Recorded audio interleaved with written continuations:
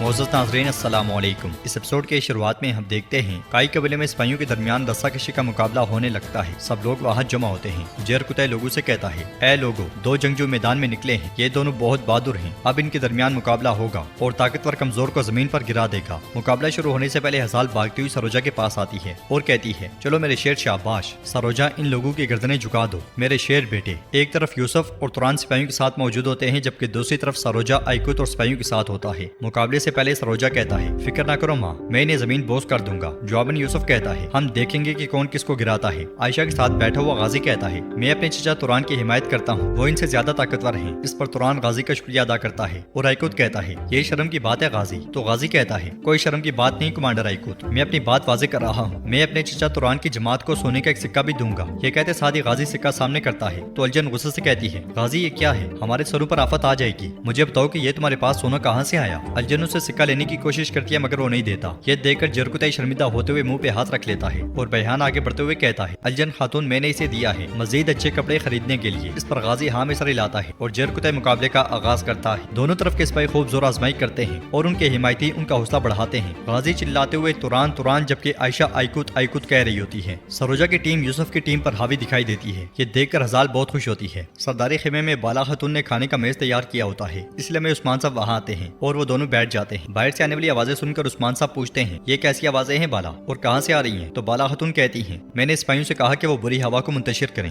اور لوگوں کو خوش کریں۔ سپاہی تفریح کر رہے ہیں۔ یہ سن کر عثمان صاحب کہتے ہیں، تم نے اچھا سوچا بالا، عوام کے حالات یقیناً بہتر ہوں گے، بہوؤں کا کیا ہوگا، ان کا کیا حال ہے؟ تو بالا خاتون کہتی ہیں، گونچا نے اپنے درد کو بلانے کے لیے اپنے آپ کو کام میں مصروف کر لیا ہے، ہولوفیرا ایک نئی بہو ہے اور قبیلے میں عادت ڈالنے کی کوشش کر رہی ہے۔ یہ سن کر عثمان صاحب کہتے ہیں، یہ تمہارے لیے مشکل نہیں ہوگا بالا، اب تم ان کی رہنما ہوگی۔ وہ کہتے ہیں کہ مرد گھر کا ستون ہوتا ہے اور عورت اس کی دیوار، تم نے ہمارے بچوں کا ساتھ دینا ہے۔ جواباً بالا خاتون کہتی ہیں، میں نے اپنے بچوں کی پرورش کی اور اب میں اپنی بہو کی بھی پرورش کروں گی۔ عثمان آپ فکر نہ کریں۔ باہر بڑے جوش و خروش کے ساتھ مقابلہ جاری ہوتا ہے۔ سروجا فاطمہ کی جانب دیکھ رہا ہوتا ہے۔ یہ دیکھ کر الجن مسکرا دیتی ہے مگر کچھ دیر کے بعد بازی پلٹتی ہے اور اب سروجا درمیان میں موجود انگاروں کے قریب ہوتا جاتا ہے۔ یہ دیکھ کر یوسف کہتا ہے، چلو بس تھوڑا سا رہ گیا ہے، شاباش سپاہیوں۔ سروجا کو ہارتا ہوا دیکھ کر ہزال کہتی ہے، ہائے میرا بیٹا جہنم میں جا رہا ہے۔ تو بیان کہتا ہے، یہ ہمیں شرمندہ کروا دے گا۔ اس کے ساتھ ہی ہزال بھاگ کر سروجا کے ساتھ مقابلے میں شامل ہو جاتی ہے۔ یہ دیکھ کر یوسف کو بہت غصہ آتا ہے اور غازی کہتا ہے، یہ دھوکہ ہے، آپ کیا کر رہی ہیں؟ بیان ہزال کو پکڑ کر پیچھے کر لیتا ہے اور یوسف اپنے ساتھیوں کے ساتھ رسی کو کھینچتے ہوئے سروجا اور اس کے ساتھیوں کو انگاروں کی طرف گرا دیتا ہے۔ یہ دیکھ کر ہزال کا منہ کھلا کا کھلا رہ جاتا ہے اور بیان نفی میں سر ہلاتا ہے۔ توران کے جیتنے پر غازی عائشہ سے کہتا ہے، عائشہ تم نے دیکھا، میرے چچا توران جیت گئے، مگر عائشہ آئیکوت کے ہارنے پر بہت پریشان ہوتی ہے۔ جرکتائی کہتا ہے، جیتنے والے یوسف، توران اور ان کے ساتھی ہیں۔ یوسف بہت زیادہ خوش ہوتا ہے اور ہزال سروجا کے پاس آ کر کہتی ہے، تم نے کیا مقابلہ کیا، شاباش میرے شیر۔ مگر بیان کہتا ہے، آپ نے خود کو بھی شرمندہ کیا اور مجھے بھی۔ یہ کہتے ساتھ ہی بیان چلا جاتا ہے اور سروجا کافی شرمندہ دکھائی دیتا ہے، مگر ہزال اس سے کہتی ہے، اپنے باپ کی پرواہ مت کرو۔ یوسف فاطمہ کے پاس جا کر کہتا ہے، فاطمہ خاتون آپ نے دیکھا، طاقتور جیت گئے اور کمزور ہار گئے۔ مگر فاطمہ کہتی ہے، دونوں فریقوں نے خوب مقابلہ کیا لیکن ایک فاتح ضرور تھا۔ یہ کہتے ساتھ ہی فاطمہ بھی چلی جاتی ہے اور یوسف ہنستے ہوئے سروجا سے پوچھتا ہے، کیا تم ٹھیک ہو؟ مگر سروجا اسے کوئی جواب نہیں دیتا اور چلا جاتا ہے۔ ناظرین اس کے بعد ہم دیکھتے ہیں کہ خواتین مشق کر رہی ہوتی ہیں، بیگم خاتون بھی وہیں موجود ہوتی ہیں۔ عثمان صاحب بالا خاتون کے ساتھ بلندی پر سے گزرتے ہوئے یہ سارا منظر دیکھ رہے ہوتے ہیں۔ ایک خاتون دوسری کے گلے پر تلوار تان لیتی ہے مگر وہ خاتون بڑی پھرتی کے ساتھ اپنے آپ کو آزاد کر کے تلوار اس پر تانتی ہے۔ یہ دیکھ کر بیگم خاتون بہت خوش ہوتی ہے اور کھڑے ہو کر عثمان صاحب سے کہتی ہے، ہماری تمام خواتین جنگجو تربیت میں کامیاب ہو گئی۔ عثمان صاحب، میں نے اپنی خواتین کو تربیت دی ہے، میں نے یہ طریقہ ایک جنگجو سے سیکھا جو چین سے آیا تھا۔ یہ سن کر عثمان صاحب کہتے ہیں، چین؟ ہاں، آپ نے جو دیکھا وہ غلط ہے بیگم خاتون، انہوں نے یہ ہمارے قدیم ترک آباؤ اجداد سے سیکھا تھا۔ بالا کیا تم نے دیکھا؟ تو ہر چیز کو خود سے منسوب کرتے ہیں۔ بیگم خاتون کہتی ہیں، یہ ہم ہوتے تو بہتر ہوتا۔ بالا خاتون، اگر آپ چاہتی ہیں تو میں آپ کی عورتوں کو بھی سکھا دوں گی۔ مگر بالا خاتون کہتی ہیں، اس کی کوئی ضرورت نہیں بیگم خاتون۔ یہ سن کر بیگم خاتون کہتی ہے، چلو سب مل کر دیکھتے ہیں کہ ضرورت ہے یا نہیں۔ یہ سنتے ساتھ ہی بالا خاتون بلندی پر سے چھلانگ لگا دیتی ہیں اور تلوار بے نیام کرتے ہوئے کہتی ہے، بیگم خاتون آ جائیں۔ اس کے ساتھ ہی ان دونوں کے درمیان مقابلہ شروع ہو جاتا ہے اور وہ دونوں ایک دوسرے پر تابڑ توڑ حملے کرتی ہیں۔ بالا خاتون بیگم کا وار روکتے ہوئے کہتی ہیں، چلیں بیگم خاتون، کیا یہ آپ کی طاقت ہے؟ تو بیگم کہتی ہے، اب میرے لیے مناسب نہیں کہ میں عثمان صاحب کی بیوی کی تلوار ان کے سامنے گراؤں۔ بالا خاتون اسے پیچھے دھکیلتے ہوئے کہتی ہے، بیگم خاتون، آج تک میری تلوار کوئی نہیں گرا پایا۔